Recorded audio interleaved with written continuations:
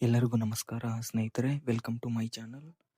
ಇಂದಿನ ತರಗತಿಯಲ್ಲಿ ನಾವು ದಕ್ಷಿಣ ಭಾರತದ ರಾಜವಂಶಗಳಾದ ಶಾತವಾಹನರು, ಕದಂಬರು, ಗಂಗರು ಇವರ ಬಗ್ಗೆ ಪ್ರಮುಖವಾಗಿ ತಿಳ್ಕೊಳ್ಬೇಕಾದ ಕೆಲವೊಂದು ಅಂಶಗಳನ್ನು ಎಲ್ಲ ಸ್ಪರ್ಧಾತ್ಮಕ ಪರೀಕ್ಷೆಗಳಿಗೆ ಪ್ರಮುಖವಾಗಿ ಬರ್ತಕ್ಕಂಥ ಕೆಲವೊಂದು ಅಂಶಗಳನ್ನು ನಾವು ಈ ಒಂದು ಸಂಚಿಕೆಯಲ್ಲಿ ತಿಳ್ಕೊಳ್ತಾ ಹೋಗೋಣ. ವಿಡಿಯೋವನ್ನು ಸ್ಕಿಪ್ ಮಾಡದೆ ಪೂರ್ತಿಯಾಗಿ ನೋಡಿ. ಈ ಒಂದು ವಿಡಿಯೋ ನಿಮಗೆ ಇಷ್ಟ ಆಗಿದ್ದಲ್ಲಿ ಲೈಕ್ ಮಾಡಿ, ಶೇರ್ ಮಾಡಿ, ಕಮೆಂಟ್ ಮಾಡಿ ಹಾಗೂ ಚಾನಲನ್ನು ತಪ್ಪದೆ ಸಬ್ಸ್ಕ್ರೈಬ್ ಮಾಡಿ. ಬನ್ನಿ ಸ್ನೇಹಿತರೆ, ಹಾಗಾದರೆ ಆರಂಭಿಸೋಣ. ಮೊದಲಿಗೆ ಶಾತವಾಹನರು. ಈ ಶಾತವಾಹನರು ದಕ್ಕನ್ನಿನಲ್ಲಿ ಸ್ಥಾಪನೆಗೊಂಡ ಮೊದಲ ರಾಜವಂಶವು ಈ ಶಾತವಾಹನರದು ಆಗಿತ್ತು. ಈ ಶಾತವಾಹನರು ದಕ್ಕನ್ ಪ್ರದೇಶದಲ್ಲಿ ಮೊದಲ ಬಾರಿಗೆ ಸ್ಥಾಪನೆಗೊಂಡವರು. ಅದೇ ರೀತಿ ಸಿಮುಕನು ಈ ಶಾತವಾಹನ ವಂಶದ ಸ್ಥಾಪಕನಾಗಿದ್ದನು. ಇವನು ಶ್ರೀಕಾಕುಳಮನ್ನ ತನ್ನ ರಾಜಧಾನಿಯನ್ನಾಗಿ ಮಾಡಿಕೊಂಡು ಆಳ್ವಿಕೆಯನ್ನು ನಡೆಸಿರ್ತಾನೆ. ಇವರು ಬಂದು ದಕ್ಕನ್ನಲ್ಲಿ ಸ್ಥಾಪನೆಗೊಂಡ ಮೊದಲ ರಾಜವಂಶ ಸಿಮುಕನಿಂದ ಸ್ಥಾಪನೆ ಆಯಿತು. ಅದೇ ರೀತಿ ಇವನು ಶ್ರೀಕಾಕುಳಮನ್ನ ತನ್ನ ರಾಜಧಾನಿಯಾಗಿ ಮಾಡಿಕೊಂಡು ಆಳ್ವಿಕೆಯನ್ನು ನಡೆಸಿದನು. ಅದೇ ರೀತಿಯಾಗಿ ಈ ಒಂದು ಶಾತವಾಹನರಲ್ಲಿ ಗೌತಮಿ ಪುತ್ರ ಶಾತಕರ್ಣಿ ಎಂಬುವನು ಪ್ರಸಿದ್ಧ ಅರಸನಾಗಿರ್ತಾನೆ. ಈತನಿಗೆ ತ್ರೈ ಸಮುದ್ರತೋಯ ಪೀತವಾಹನ, ಶಾತವಾಹನ ಕುಲಶಯ, ಪ್ರತಿಷ್ಠಾಪನಕರ ಎಂಬ ಬಿರುದುಗಳನ್ನು ಇರ್ತವೆ. ತ್ರೈಸಮುದ್ರ ತೋಯ ಪೀತವಾಹನ ಅಂದರೆ 3 ಸಮುದ್ರಗಳ ನೀರನ್ನು ಕುಡಿಸಿದವನು ಅಂತ ಆ ಒಂದು ಬಿರುದು ಇರ್ತವೆ. ಈ ಒಂದು ಶಾತವಾಹನರಲ್ಲಿ ಕೊನೆಯ ಅರಸ ಯಾರಾಗಿರ್ತಾರೆ ಅಂದರೆ ಯಜ್ಞಶ್ರೀ ಶಾತಕರ್ಣಿ ಎಂಬುವನು ಶಾತವಾಹನರಲ್ಲಿ ಕೊನೆಯ ಅರಸನಾಗಿರ್ತಾನೆ. ಇದು ಒಂದು ಶಾತವಾಹನರದು. ಅದೇ ರೀತಿ ಈ ಶಾತವಾಹನರು ವೈದಿಕ ಮತಸ್ಥರಾಗಿರ್ತಾರೆ. ವೈದಿಕ ಧರ್ಮವನ್ನ ಫಾಲೋ ಮಾಡ್ತಾ ಇರ್ತಾರೆ. ಅನುಚರಣೆ ಮಾಡ್ತಾ ಇರ್ತಾರೆ. ಅದರಲ್ಲಿ ಇವರು ಕೆಲವೊಂದು ಇವರ ಕಾಲದಲ್ಲಿ ರಚನೆಯಾಗಿರ್ತಕ್ಕಂಥ ಕೆಲವೊಂದು ಕೃತಿಗಳು. ಹಾಲ ಏನ್ ಮಾಡ್ತಾನೆ, ಗಾತ ಸಪ್ತಶತಿ ಎನ್ನುವ ಒಂದು ಗ್ರಂಥವನ್ನ ಪ್ರಾಕೃತ ಭಾಷೆಯಲ್ಲಿ ರಚನೆ ಮಾಡ್ತಾನೆ. ಅದೇ ರೀತಿ ಇವರ ಕಾಲದಲ್ಲಿ ಅಜಂತ ಮತ್ತು ಅಮರಾವತಿ ಚಿತ್ರಕಲೆಗಳು ರಚನೆಯಾಗ್ತವೆ. ಅದೇ ರೀತಿ ಈ ಒಂದು ಅವಧಿಯಲ್ಲಿ ಬನವಾಸಿಯ ಶ್ರೀಮಂತ ವರ್ತಕನಾದ ಭೂತಪಾಲ ಎಂಬುವನು ಕಾರ್ಲೆಯಲ್ಲಿ ಏನ್ ಮಾಡ್ತಾನೆ, ಒಂದು ಚೈತ್ಯಾಲಯವನ್ನ ನಿರ್ಮಾಣ ಮಾಡ್ತಾನೆ. ಇದು ಈ ಶಾತವಾಹನರ ಬಗ್ಗೆ ತಿಳ್ಕೊಳ್ಬೇಕಂತ ಕೆಲವೊಂದು ಪ್ರಮುಖವಾದಂತ ಅಂಶಗಳಾಗಿವೆ.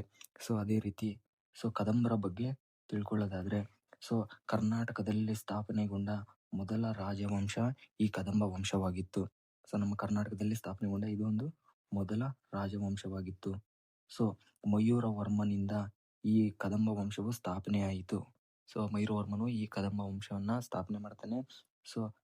ಇವನ ರಾಜಧಾನಿ ಬನವಾಸಿಯಾಗಿ ಇರುತ್ತೆ. ಬನವಾಸಿ ಇಂದಿನ ಉತ್ತರ ಕನ್ನಡ ಜಿಲ್ಲೆಯಲ್ಲಿ ಇರ್ತಕ್ಕಂಥ ಒಂದು ಬನವಾಸಿಯಲ್ಲಿ ಈ ಒಂದು ಬನವಾಸಿಯನ್ನ ರಾಜಧಾನಿಯಾಗಿ ಮಾಡಿಕೊಂಡು ತನ್ನ ಆಳ್ವಿಕೆಯನ್ನ ನಡೆಸ್ತಾನೆ. ಈ ಮಯೂರವರ್ಮ ಏನ್ ಮಾಡ್ತಾನೆ, ಪಲ್ಲವರನ್ನ ಸೋಲಿಸಿ ಕದಂಬ ಸಾಮ್ರಾಜ್ಯವನ್ನ ಸ್ಥಾಪನೆ ಮಾಡ್ತಾನೆ. ಯಾರನ್ನ ಸೋಲಿಸಿ ಅಂದ್ರೆ ಪಲ್ಲವರನ್ನ ಸೋಲಿಸಿ ತನ್ನ ಸಾಮ್ರಾಜ್ಯವನ್ನ ಸ್ಥಾಪನೆ ಮಾಡ್ತಾನೆ. ಮಯೂರವರ್ಮನು ಚಂದ್ರವಳ್ಳಿ ಕೆರೆಯ ಒಡ್ಡನ್ನ ಎತ್ತರಿಸಿದ್ದನು ಅನ್ನೋದು ನಮಗೆ ಚಿತ್ರದುರ್ಗದ ಚಂದ್ರವಳ್ಳಿ ಶಾಸನದಿಂದ ನಮಗೆ ತಿಳಿದು ಬರುತ್ತದೆ. ಚಂದ್ರವಳ್ಳಿ ಶಾಸನ ಏನಂತ ಹೇಳುತ್ತೆ ಅಂದ್ರೆ ಮಯೂರವರ್ಮನು ಚಂದ್ರವಳ್ಳಿ ಕೆರೆಯ ಒಡ್ಡನ್ನ ಎತ್ತರಿಸಿದ್ದ ಅಂತ ಅದರಿಂದ ನಮಗೆ ತಿಳಿದು ಬರುತ್ತೆ. ಕದಂಬರು ವೈದಿಕ ಧರ್ಮಾನುಯಾಯಿಗಳಾಗಿದ್ದರು. ಇವರು ವೈದಿಕ ಧರ್ಮವನ್ನ ಅನುಸರಣೆ ಮಾಡ್ತಾ ಇದ್ರು. ಇವರ ಕಾಲದಲ್ಲಿ ಕೆಲವೊಂದು ಪ್ರಮುಖವಾದಂತ ದೇವಾಲಯಗಳು ನಿರ್ಮಾಣ ಆಗ್ತವೆ. ಈ ಮಧುಕೇಶ್ವರ ದೇವಾಲಯ ಅನ್ನೋದು ಬನವಾಸಿಯಲ್ಲಿದೆ. ಈ ಒಂದು ಪ್ರಶ್ನೆಯನ್ನ ನಮ್ಗೆ GPSTR ಹೊಂದಿಸಿ ಬರೆಯಲ್ಲಿ ಕೇಳಿದ್ರು. ಹೊಂದಿಸಿ ಬರೆಯ ಪ್ರಶ್ನೆ ಪತ್ರಿಕೆಯಲ್ಲಿ ಕೇಳಿದ್ರು, ಮಧುಕೇಶ್ವರ ದೇವಾಲಯ ಎಲ್ಲಿರೋದು ಅಂದ್ರೆ ಬನವಾಸಿಯಲ್ಲಿ. ಅದೇ ರೀತಿ ಕನ್ನಡದಲ್ಲಿ ದೊರೆತ ಮೊದಲ ಪ್ರಾಚೀನ ಶಾಸನ ಯಾವುದು? ಕನ್ನಡದಲ್ಲಿ ದೊರೆತಿರ್ತಕ್ಕಂಥ ಮೊದಲ ಪ್ರಾಚೀನ ಶಾಸನ ಹಲ್ಮಿಡಿ ಶಾಸನವಾಗಿದೆ. ಅದೇ ರೀತಿ ಮಳವಳ್ಳಿ ಶಾಸನ ಪ್ರಾಕೃತ ಭಾಷೆಯ ಪರಿಚಯವನ್ನ ನೀಡುತ್ತೆ. ಈ ಮಳವಳ್ಳಿ ಶಾಸನ ಅನ್ನೋದು ಪ್ರಾಕೃತ ಭಾಷೆಯ ಪರಿಚಯವನ್ನ ನಮಗೆ ತಿಳಿಸಿ ಕೊಡುತ್ತೆ. ಅದೇ ರೀತಿ ಈ ತಾಳಗುಂದ ಶಾಸನಕ್ಕೆ ಬಂದಾಗ ರೀಸೆಂಟ್ ಆಗಿ ನಡೆದ ಒಂದು TET ಪರೀಕ್ಷೆಯಲ್ಲಿ ಒಂದು ಪ್ರಶ್ನೆಯನ್ನ ಕೇಳಿದ್ರು. ಈ ತಾಳಗುಂದ ಶಾಸನವು ಕರ್ನಾಟಕದಲ್ಲಿ ದೊರೆತಿರುವ ಪ್ರಥಮ ಸಂಸ್ಕೃತ ಶಾಸನವಾಗಿದೆ ಈ ತಾಳಗುಂದ ಶಾಸನ. ಸೊ ಇದು ನಾವು ಇವರ ಬಗ್ಗೆ ತಿಳ್ಕೊಳ್ಬೇಕಾದಂಥ ಕೆಲವೊಂದು ಅಂಶಗಳು.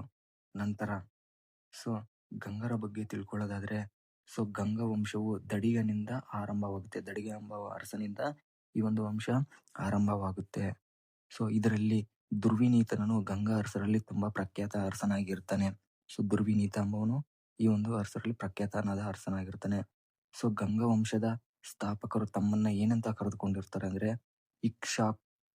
ಇಕ್ಷ್ವಾಕು ವಂಶದವರು ಅಂತ ಅವರನ್ನ ಕರೆದುಕೊಂಡಿರ್ತಾರೆ. ಸೊ ಈ ದುರ್ವಿನೀತ ಸ್ವತಃ ವಿದ್ವಾಂಸನಾಗಿರ್ತಾನೆ. ಸೊ ಈತ ಗುಣಾಢ್ಯನ ಬರೆದಿರ್ತಕ್ಕಂಥ ಒಡ್ಡಾ ಕಥಾ ಗ್ರಂಥವನ್ನ ಏನ್ ಮಾಡ್ತಾನೆ ಅಂದ್ರೆ ಪ್ರಾಕೃತದಿಂದ ಸಂಸ್ಕೃತ ಭಾಷೆಗೆ ಭಾಷಾಂತರಿಸಿರ್ತಾನೆ. ಸೊ ಅಂತ ಒಂದು ಆಳವಾದ ಸಾಹಿತ್ಯ ಜ್ಞಾನವನ್ನು ಈ ದುರ್ವಿನೀತನು ಹೊಂದಿರ್ತಾನೆ. ಸೊ ಗಂಗರು ಜೈನ ಮತವನ್ನ ಅನುಸರಣೆ ಮಾಡ್ತಾ ಇರ್ತಾರೆ. ಸೊ ಇವರು ಜೈನ ಮತಾವಲಂಬಿಗಳಾಗಿರ್ತಾರೆ. ಸೊ ಜೈನ ಧರ್ಮವು ಈ ಒಂದು ಅವಧಿಯಲ್ಲಿ ಹೆಚ್ಚಿನ ಪ್ರಾಶಸ್ತ್ಯವನ್ನ ಪಡೆದುಕೊಳ್ಳುತ್ತೆ.